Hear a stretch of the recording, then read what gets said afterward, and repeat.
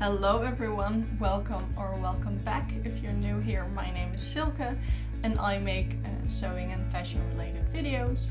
And for today I wanted to share a few of my favorite patterns that I think will work great for this fall and winter season.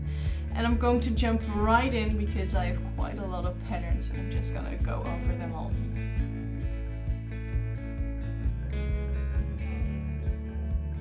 So I have my laptop here and I'm just gonna go through some patterns. So for the first pattern I have here the Stellan tee, and the Stellan tee is a boxy fit t-shirt. I think it's great for this fall because I have a Punta di Roma fabric. It's a heavyweight knit and I've wanted to make a black basic t-shirt for myself for quite a long time now. The Stellan tee is a very basic t-shirt. It's very easy to make and there are a lot of examples from people who have made it before, and I just fell in love with every picture. So I think it's a great pattern to start. So further in the tops I have a pattern from Sarah Kirsten, and this pattern is a tie in the back style top. Now I just fell in love with this pattern because I think it looks so elegant.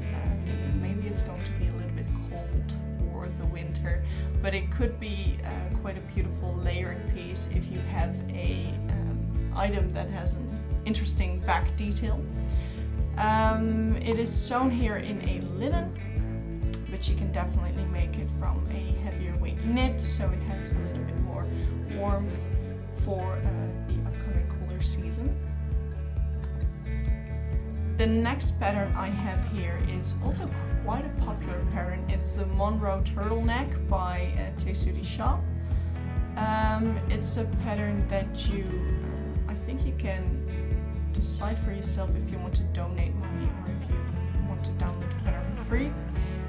There are also a lot of examples from people who made this in the past, so I'm just gonna show some pictures here and hope I don't get copyright. So yeah, I also thought it would be great in just like a simple stripe, because stripes are definitely coming back this season, or just a simple black, maybe even with a little tie around the wrist or something would be cute. The next pattern I have is the fabric store Eva linen tie top, and also this one looks kind of summery, but I think it could be a fun layering piece if you make it in like a heavier fabric or a stretchier fabric or more warmer fabrics. I love the tie detail, and I thought it could be a really beautiful like vest or cardigan style something. Next up in tops I have the Mood Fabrics Melia Blouse redux. So wow, my English is definitely struggling today. This is a very basic blouse. The original pattern, so this is the redux, so there is an original pattern, and that one has like a sleeve bottom puffy detail, but I really wanted to make a like basic blouse in like a travel fabric. I've made a t-shirt before in travel. I will make sure to link it down below so you know what type of fabric I'm talking about. And travel is very comfortable, it's very stretchy, so I like blouses. I wear blouses a lot, but I really hate the fact that my shoulders hurt at the end of the day because I'm always standing so stiff keeping my blouse in my pants. So yeah, I like to have a blouse made of travel. The next pattern is also a blouse, and this one is from m-sewing.com,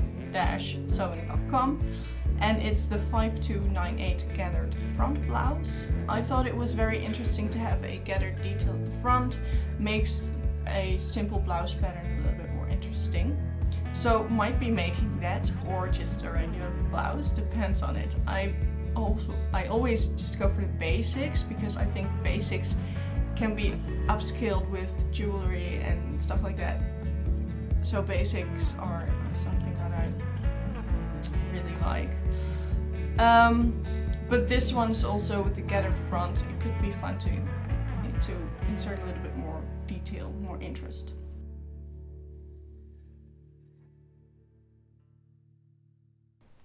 So that was it for the tops.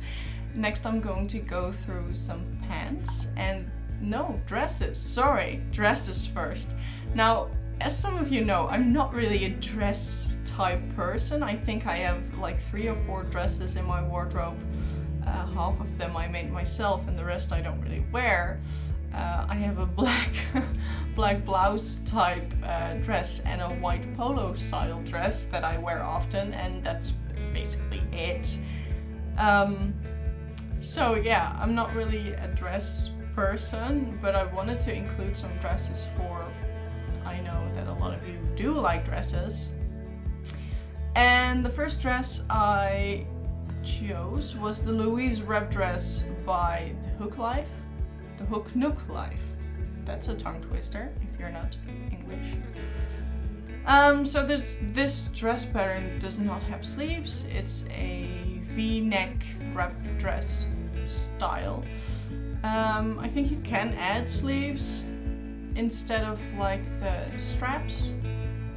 That would make it a lot more appropriate for the fall winter season.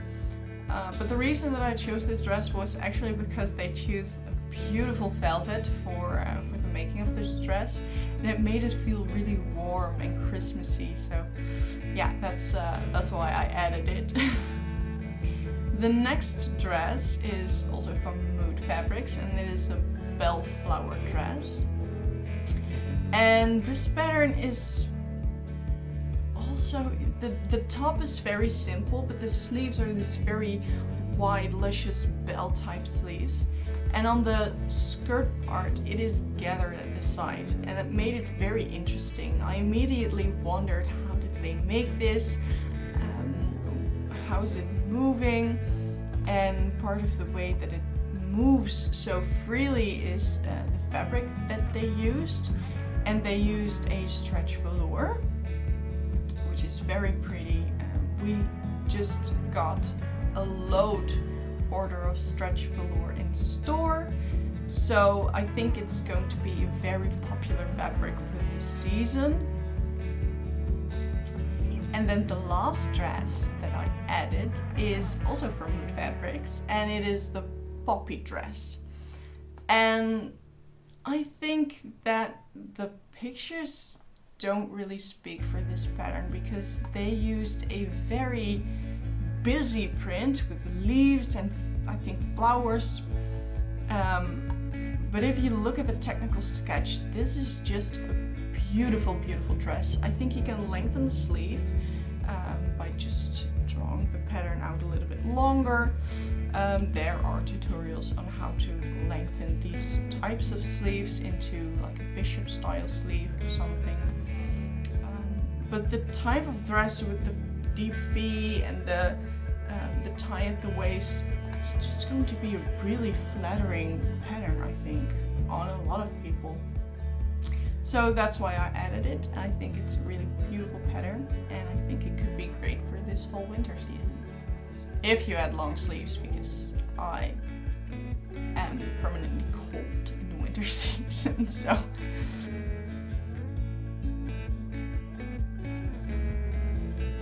Okay, next up, we're finally going to go to pants.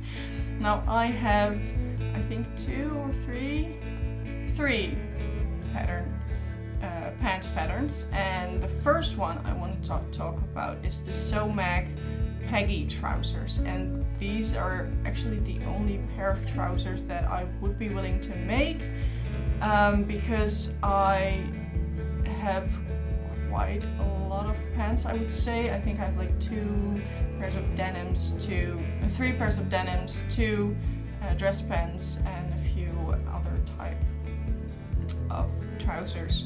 And this is a pattern that I would add to my wardrobe. It looks like a comfortable pattern. It's a wide leg, and it has very, very pretty boxy pleats.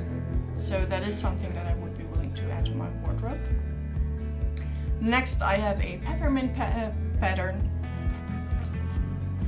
I know that Peppermint is a very popular website in America.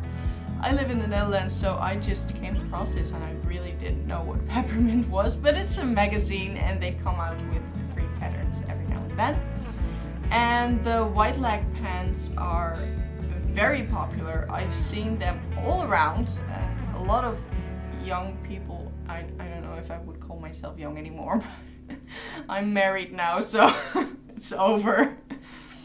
No, just kidding. A lot of people are wearing the white leg pants now. I know that my figure doesn't really suit the white leg pants, but I wanted to include them because they are so very popular, and I think this looks like a great pattern to sew. It doesn't look very difficult. Simple pockets in the front and a zipper. So yeah, it looks like a pattern that would be great to sew for the upcoming season. And then the last pair of pants that I wanted to talk about was the Jamesia pants by Mood Fabrics.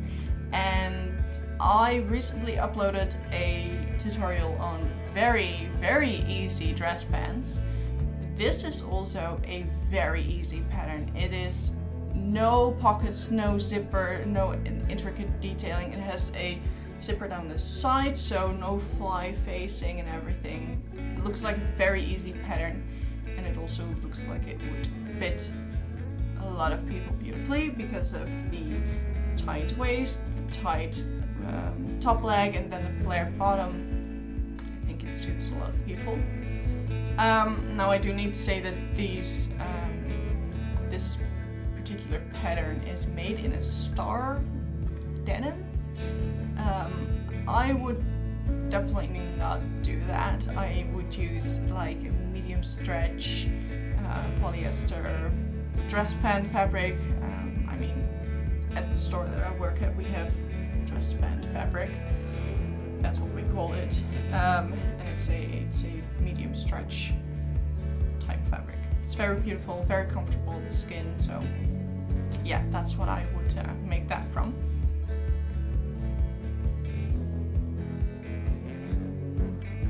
So now for top layers, so overcoats, coats, jackets, whatever you want to call it. I have, for some reason, 3 trench coats. We've all seen the trench coat, it's coming back, and I don't have a trench coat, so I really wanted to make one, and I was looking at a lot of patterns to make a trench coat with. And I found a few. One of them is the Lita trench coat by Mood Fabrics. Now this looks like a trench that you would make out of a lightweight fabric. Doesn't have a lot of details. If this is your style, then by all means go for it, because I think this would be a beautiful pattern.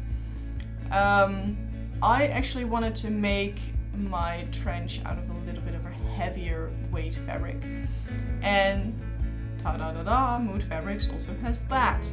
And that pattern is called the Ivy Trench. Now the Ivy Trench that they initially made looks weird. Just, that's all I gotta say about it. It looks weird. It is like a bow type belt with gold detailing, and it looks weird. But then I found this redux pattern, and in the redux pattern it is way more clear what they were trying to bring over with this pattern. It's way more clear what they wanted to say with this pattern. So that's when I fell in love with this pattern. I think it looks great, and one detail that I very much love about this pattern that a lot of patterns don't have is the standing collar. In more expensive type trench coats, I've seen this kind of clip on the standing collar, and I really wanted to make that, but a lot of patterns that I see for trench coats don't have that. So I think this would be a pattern that would be great for me personally.